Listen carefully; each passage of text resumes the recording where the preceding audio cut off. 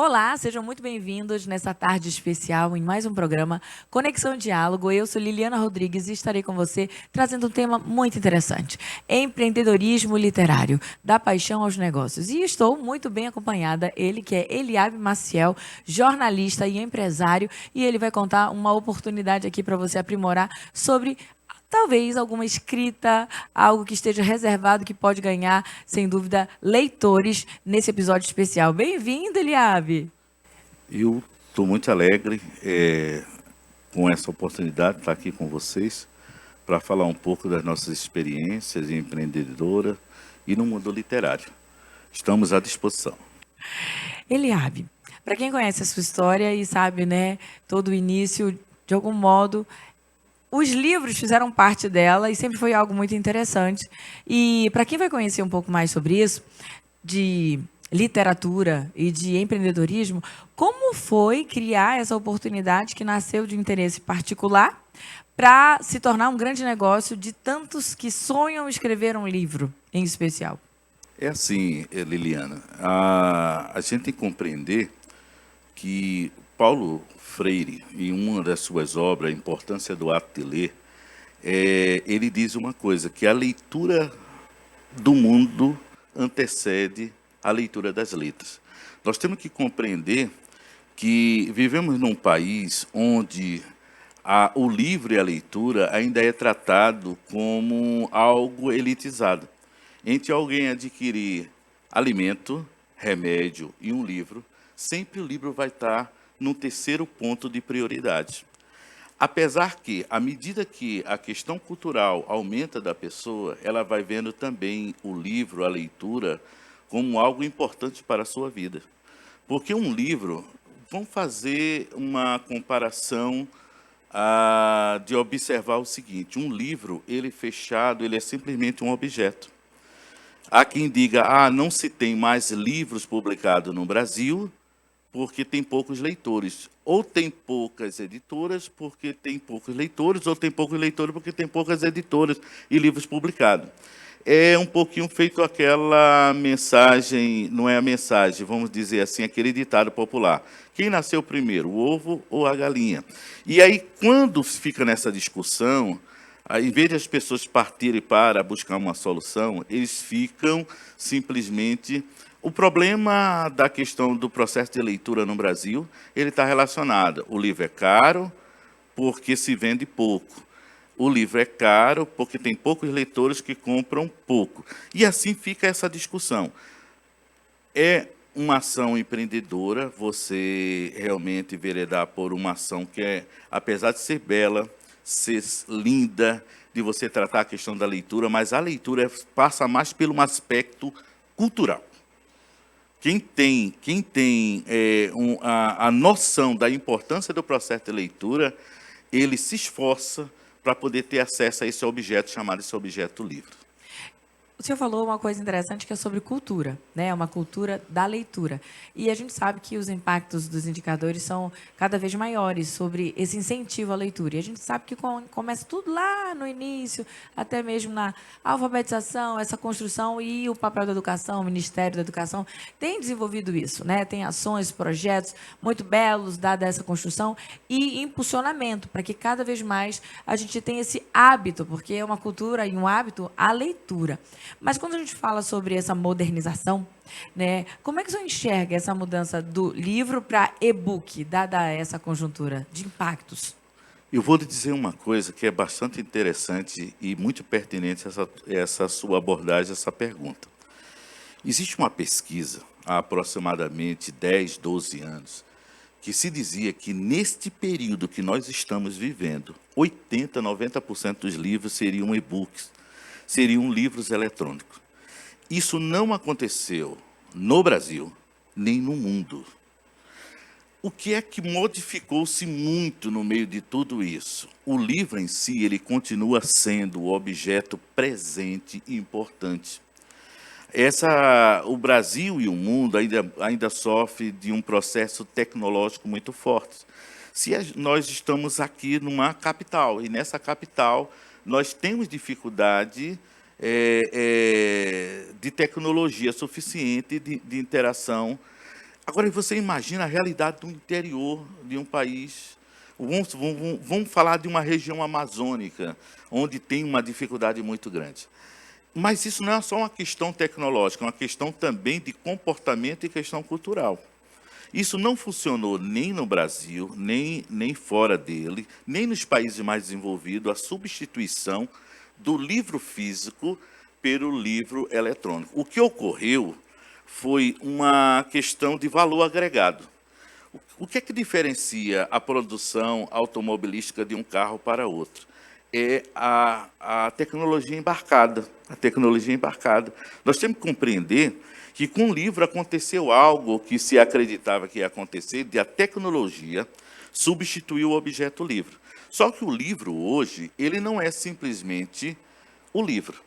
O livro já tem tecnologia embarcada. Hoje a gente consegue colocar entrevista como essa num QR Code, numa obra impressa. Ou seja, deixou de ser aquela obra simplesmente impressa, que era papel pelo papel e a escrita, e agora tem a tecnologia embarcada. Tem livros que têm seus apoios tecnológicos, plataformas que podem ser... Agora, a substituição do livro físico, total pelo eletrônico, aí eu vou citar uma outra realidade que tem sido presente na Europa. Existem países, como a Suíça e outros mais, que antes substituíram a educação tradicional pela leitura do livro físico pela eletrônica. E o que ocorreu? Os índices de aprendizado despencaram. E eles estão retornando o quê? A velha moda. Só que a velha moda já não é mais a mesma história. É como aquilo que o filósofo diz. Você não toma banho no mesmo rio 2 vezes, porque o rio, nem você vai ser mais o mesmo, nem o rio vai ser o mesmo rio. Tem uma grande mudança. E tem uma coisa interessante, assim, só para concluir esse pensamento, a pandemia foi algo que trouxe muito choro, muita tristeza, muita perda, mas ela também nos ensinou a conviver com a tecnologia, quando a gente sabia da existência dela, mas a gente, ou por hábito, ou por costumes, ou seja lá o que fosse, por exemplo, educação à distância, era tratado com certo preconceito. E a educação à distância teve que estar presente como aspecto da pandemia, de você ficar recluso, você não poderia estar em aglomerações, coisas desse tipo. Então, é uma nova realidade, uma nova leitura. Eliabe, a gente está aqui numa pauta, né, que é o empreendedorismo literário, sabe? Da paixão aos negócios. E como empreendedor, você participa da edição de vários livros, né, e dessa construção. Eu posso estar diante aqui de alguém que esteja nos acompanhando e pensando assim: olha, era um sonho, um projeto, ter aquilo que eu tenho, né, numa bagagem, numa experiência, até numa autoridade profissional, e que eu gostaria que estivesse em livro, ou que eu pudesse compartilhar, que essa obra fosse para tantas mãos, né? Porque tem muita gente que quer escrever um livro. Então, como é viver essa experiência? Porque ela é única a cada projeto. E por onde começar? Se eu estiver aqui sendo uma pessoa, né, que tem um interesse, como é que começa? Por onde é que o sonho ele nasce nas mãos dessa literatura? Olha, a primeira coisa que nós... quando eu citei logo no começo aqui da entrevista, falando do Paulo Freire, um grande pensador brasileiro, um grande educador, o que é que ocorre no meio dessa história? Quando eu falei que a leitura do mundo antecede a leitura das letras. Eu me lembro bem da minha infância. E na minha infância... eu sou pernambucano, hoje eu vivo no Amazonas, a maior parte entre Amazonas e São Paulo, devido aos negócios que eu também tenho em São Paulo. Eu tenho uma editora e distribuidora aqui em Manaus e também tenho em São Paulo. Então isso se estende para o Brasil e às vezes algumas ações que podem se estender até para fora do país. Mas eu me lembro bem que, como a maior parte das pessoas, a minha família era uma família simples, como eu falei da minha origem ali de Olinda, Pernambuco, e nós morávamos numa comunidade bastante necessitada. E eu me lembro que, mesmo a gente estando numa área muito carente, eu vi o interesse da minha mãe, até por um aspecto religioso.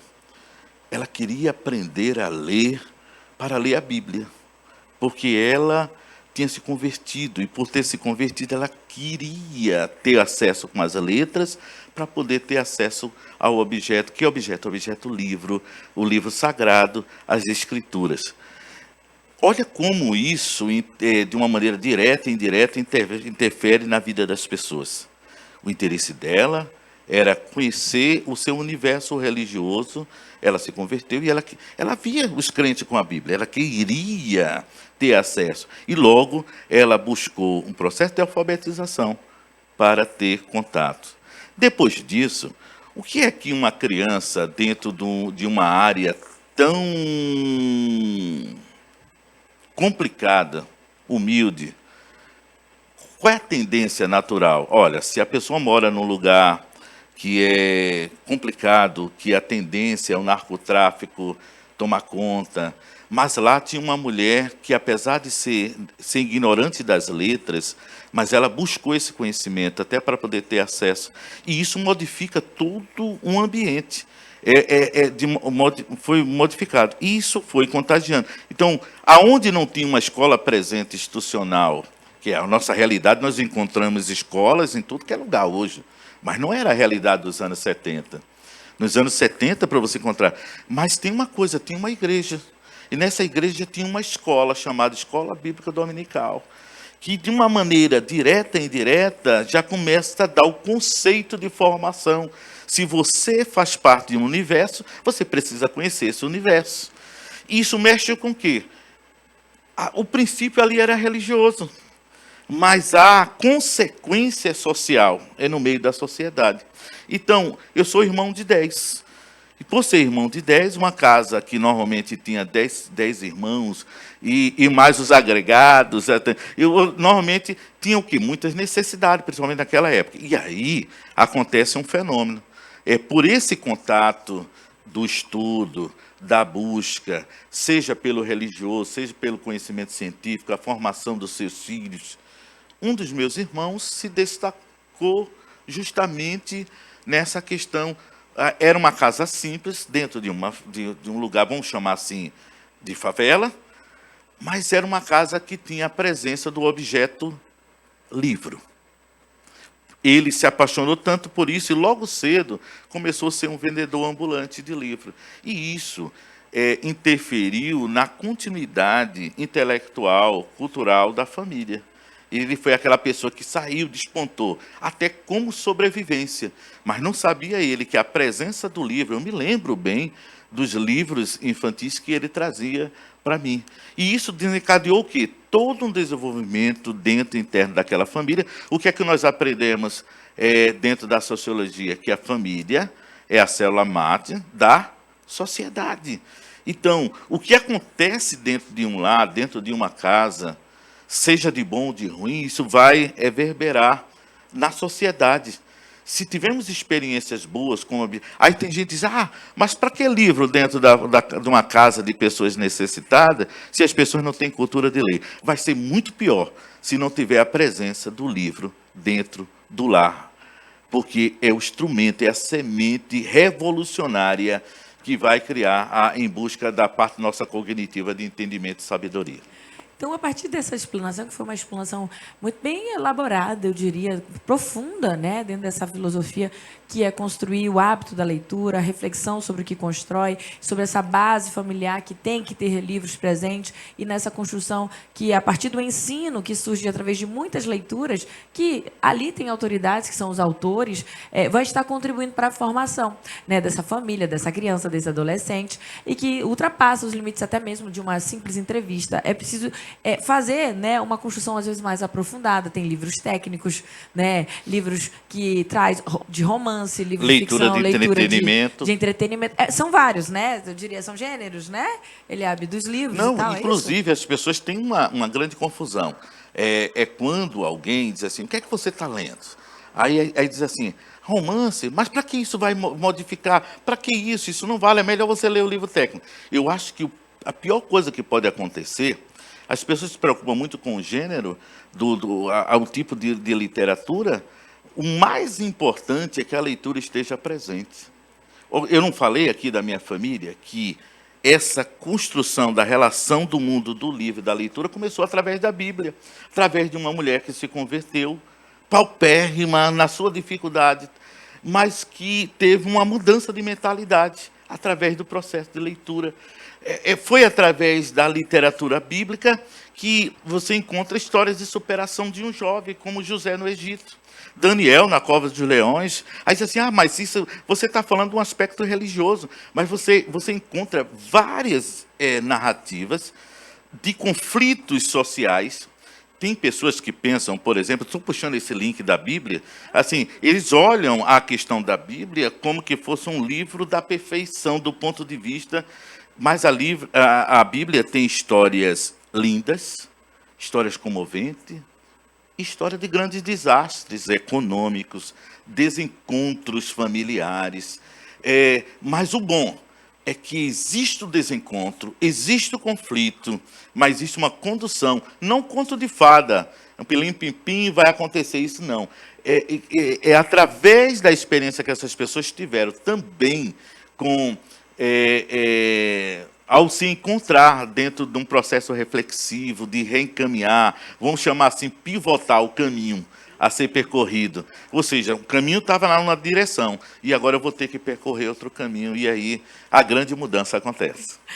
Olha, nós estamos indo assim, transitando sobre obras de um modo geral, mas com essa capacidade, eu diria, essa expertise, né, do Eliabe, que tem tantas obras da qual ele participou e construiu, estava ali no processo criativo, né, do livro e nessa edição, mas a riqueza aqui, de um modo geral, citada das escrituras sagradas, né, a Bíblia, mas realmente ali está muitas questões emocionais, psicológicas, algumas crises econômicas, né, políticas, guerras, né, comportamentais. É só um item, mas aí todo livro tem um propósito, né? Então, quando alguém lê um livro de romance ou está lendo qualquer livro, né, de ficção, um livro técnico, tem um propósito. Posso te falar uma coisa? Pode.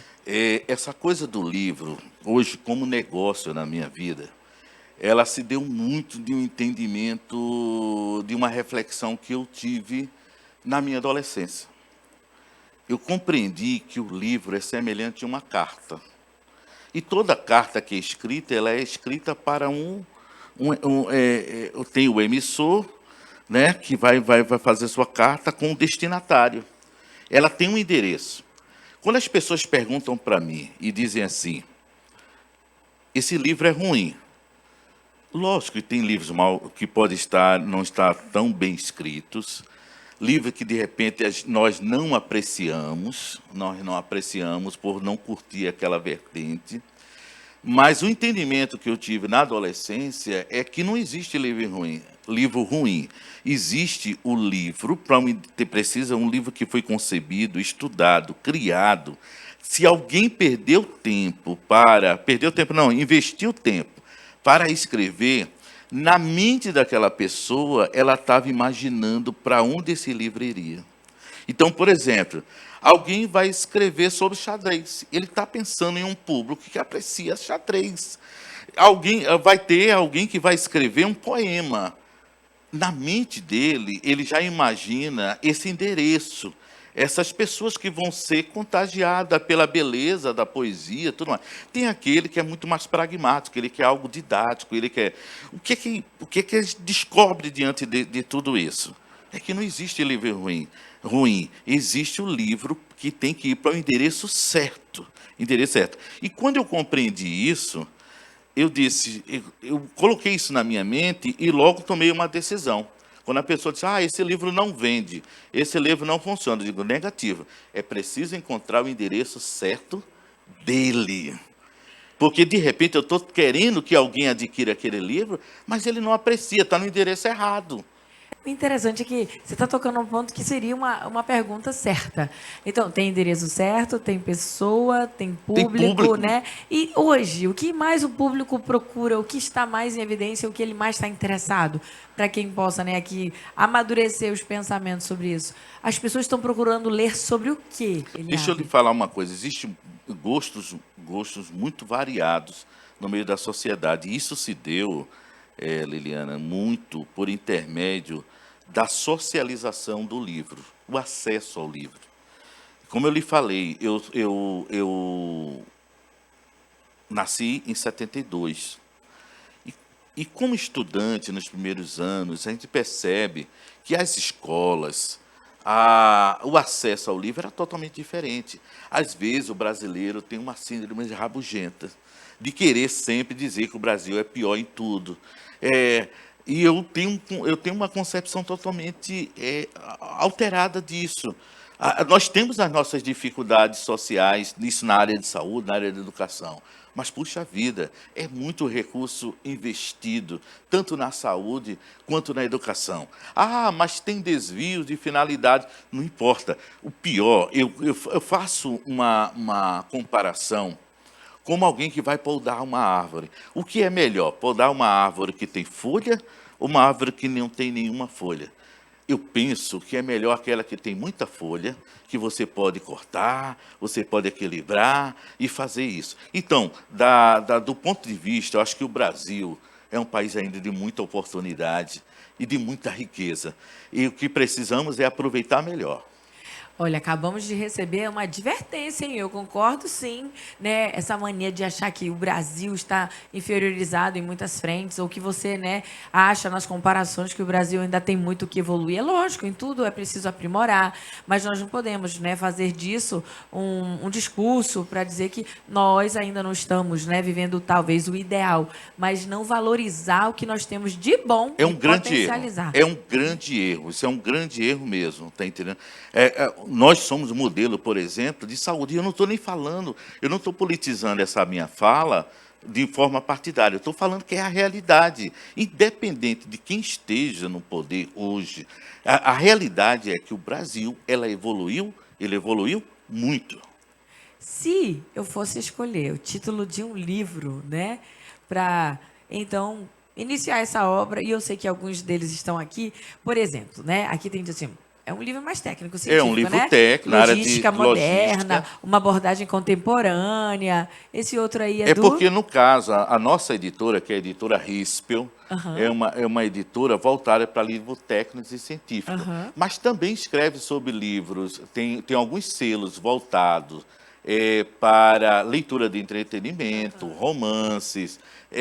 Nós temos um selo, que é um selo justamente para a vertente para o público evangélico, que são os Gaditas, são livros. Inclusive, o pastor Jonatas Câmara, nós tivemos a honra de Fazer. produzir o livro dele, Evangelização e Sociedade, a fé em busca da cidadania. Uma excelente reflexão, inclusive eu já faço um merchan aqui dessa obra, que ele, de uma maneira muito lúcida, ele faz uma reflexão. Qual é o papel da igreja na sociedade? Então, esse livro saiu ainda no selo da RISP, mas foi esse livro que iniciou, juntamente com outras obras, para que a gente criasse um selo específico para o público evangélico. Que interessante, olha só, você está recebendo uma oportunidade única, porque você já viu que é um empreendedorismo literário, ou seja, você que tem esse sonho, essa vontade, esse desejo de escrever um livro, já está aqui à disposição. Eliabe Maciel é responsável por muitas obras, em especial acabou citando uma aqui, e tem, dentre tantas, mas o certo é que hoje você não precisa mais se preocupar sobre aquilo que você escrevia e aí está pensando, e agora, como é que eu faço? É só você estar nas mãos certas, da editora certa, que o seu livro vai chegar na mão do público, porque tem alguém precisando de fazer essa leitura. A leitura, né, sobre uma criação de um testemunho, né, a leitura de um livro que vem com alguma orientação mais profissional, um livro de autoajuda, são tantos, né? Uma Livros de vertente pedagógica, entretenimento. soluções educacionais. Por exemplo, no ambiente que vivemos, a gente observa, como nós citamos, a Escola Bíblica Dominical, a Escola de Líderes, tudo isso aí está em torno o quê? De métodos educacionais aplicados às escrituras. E assim e nas outras áreas também, de outras vertentes do conhecimento. Agora que a gente está, né?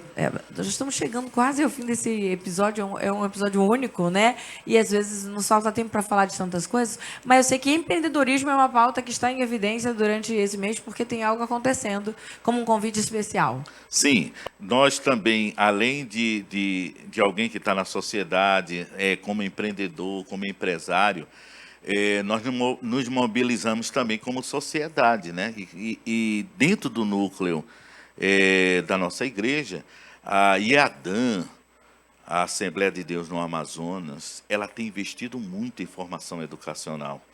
E uma das coisas um evento que vai acontecer agora no dia 6 de dezembro, no Templo da Família, vamos ter o primeiro fórum de empreendedorismo cristão. Primeiro fórum de empreendedorismo cristão, onde nós vamos fazer um grande movimento, porque não é só um evento, é um movimento de mentalidade, de mudança de mentalidade, compreender que precisamos, sim, de pessoas vocacionadas a missões transculturais, as missões dentro das nossas particularidades, que nós vivemos dentro de um país de dimensão continental, amazônico, do Nordeste e tudo mais. Precisamos fazer essa ação, mas precisamos também compreender que negócios é também um campo missionário. E para quem, né, não conhece, né, mas vai participar, o que a gente vai encontrar lá nesse fórum de empreendedorismo cristão? Como é que vai funcionar? É uma programação que vai acontecer o dia inteiro? Como é que está organizada? Estamos organizados, vai começar às 14 horas, um dia de sábado, aí vai se estender. Só vai para lá realmente quem está com o propósito de compreender, à luz da palavra de Deus, o que é fazer empreendimento e negócio, aquilo que a palavra nos ensina. E é engraçado que eu, conversando com algumas pessoas, elas de repente dizem, mas puxa, não está misturando as coisas. De repente essa história da igreja é para estar tratando do evangelho. Sim, mas nós estamos trabalhando evangelho aplicado. Então, compreender, engraçado, né? Que nós precisamos ir para universidades, nós precisamos ir para Harvard para aprender princípios econômicos, de austeridade e tudo mais. Quando a Bíblia, ela nos ensina, por exemplo, a exemplo de José do Egito. Quando ele diz assim, olha, recolhe 20% de toda a produção, porque quando tiver escassez, aí vocês vão poder justamente não socorrer apenas a vocês a austeridade. Olha só, a Bíblia ensina sobre como economizar, como empreender, como fazer negócio, como fazer planejamento estratégico, como conquistar territórios. A Bíblia ensina, se você não tem capacidade de absorver alguma área que você quer conquistar, nem toque nela, deixa lá ela paradinha. Agora, se você quer, você se prepare para isso. Assim foram os espias lá em Jericó. O que foi que José disse? Sobe lá e vê o que é que tem na terra. As dificuldades, mas também as oportunidades. Isso é negócio. Olha só, depois dessa chamada, se fosse você, não ficava em casa, não. Empreendedorismo Cristão é um fórum que vai acontecer dia 6 de dezembro, a partir das 14 horas, ali na tenda.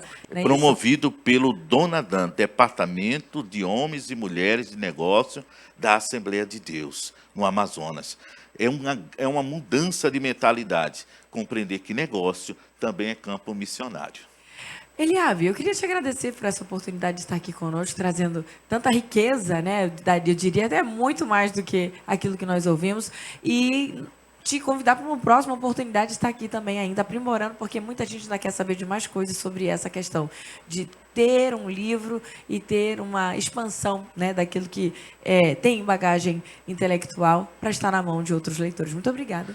Obrigado, a alegria é minha e fico à disposição nos momentos que possamos contribuir. Todos nós temos algo a fazer e a contribuir. E eu quero dizer, por intermédio dos negócios, por intermédio da literatura, é também campo missionário e acreditamos nisso e por isso executamos dessa forma. Esse é o Conexão em Diálogo. Todas as tardes, você já sabe, nas quintas-feiras tem sempre um conhecimento à parte e especial para entregar para você. Então, para acompanhar nossas redes sociais e saber o que ainda está por vir, é só acessar aí, @Conexão em Diálogo FBN, e você vai acompanhar todos os bastidores sempre acontecendo por aqui em grande movimento. Te vejo no próximo encontro. Bye, bye.